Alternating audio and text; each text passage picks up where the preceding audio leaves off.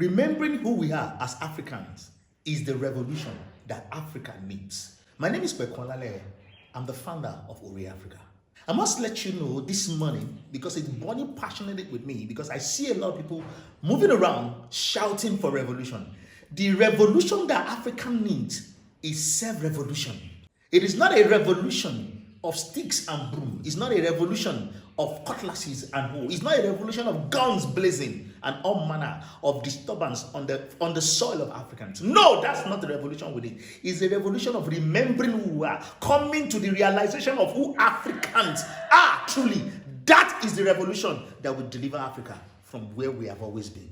Rise up, son of Africa. Rise up, African daughter, and wake up to the realization of who you are.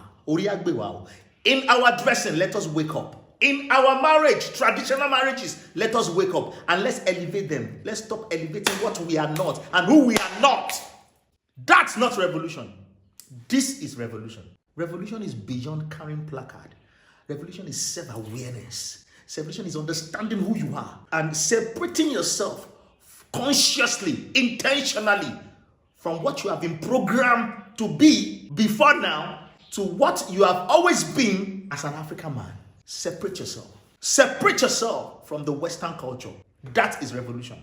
Separate yourself from the Western slavery of education. That is revolution. Let's give honor to whom honor is due in Africa. Let's begin to value our system. Let's begin to value our culture. Let's begin to value a man that puts up bead and wears his head cap. A woman that wears headgear. A woman that dresses in such a way that no part of the body is exposed. That is revolution.